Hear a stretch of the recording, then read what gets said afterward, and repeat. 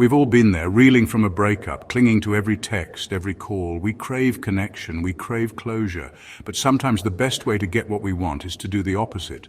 The no contact rule is just that. It's a period of intentional separation.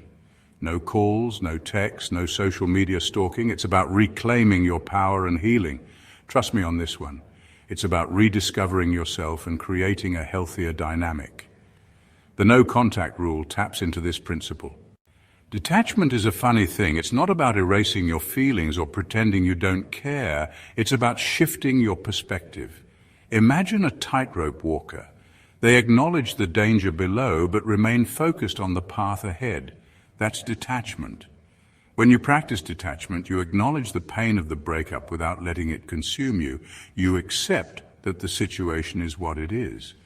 This allows you to move forward with clarity and strength. You see, attachment often stems from a sense of lack, a fear of being alone. Detachment, on the other hand, comes from a place of wholeness. It's about recognizing your own self-worth, independent of your relationship status.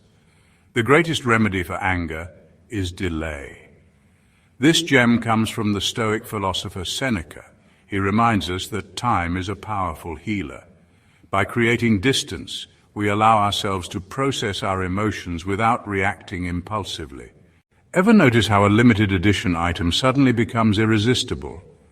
Or how a song you barely noticed becomes your anthem once it's no longer on the radio? This, my friends, is the principle of scarcity at play. When something is readily available, we take it for granted.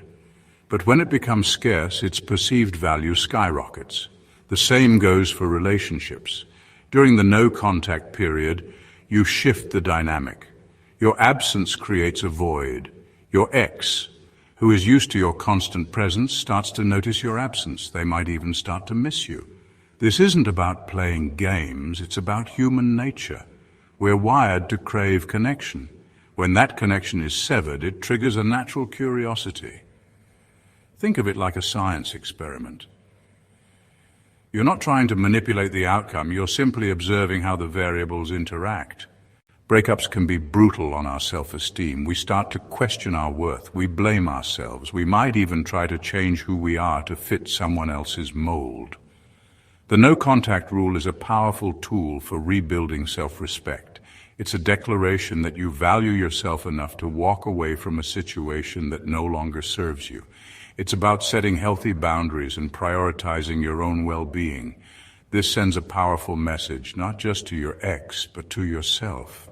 You are worthy of love and respect, with or without them.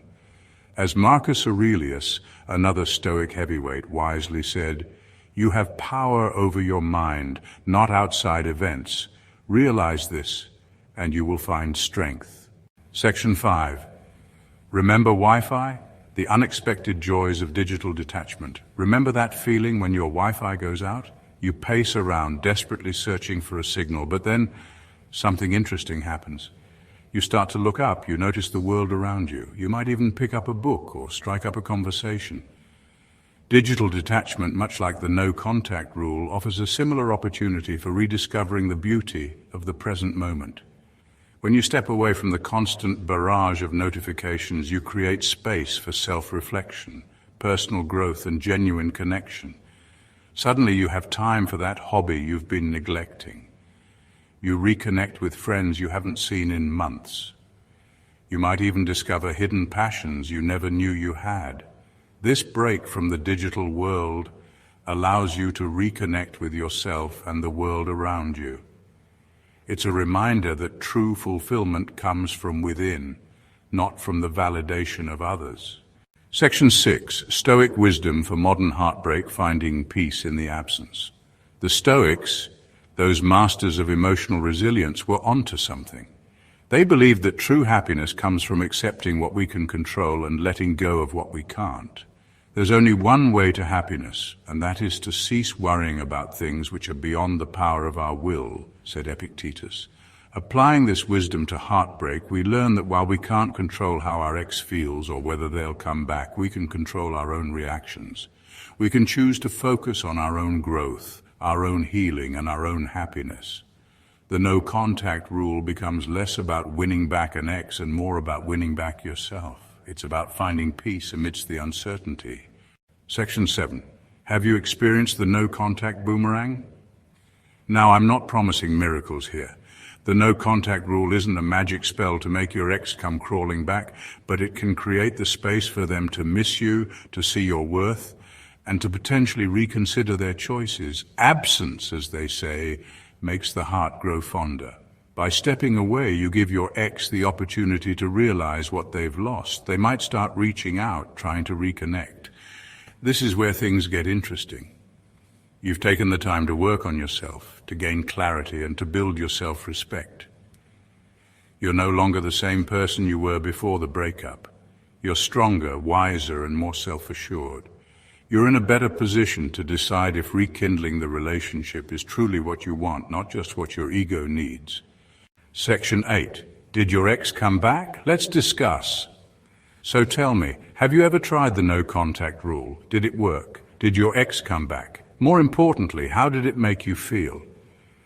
Share your experiences and thoughts in the comments below. Let's create a space for open and honest conversations about love, loss, and the messy, beautiful journey of self-discovery. Section 9. Did you find this useful? If you found this exploration of the no contact rule insightful, give it a thumbs up and subscribe for more content on relationships, self-growth, and the fascinating world of human behavior. Until next time, remember to be kind to yourself and never underestimate the power of a little detachment.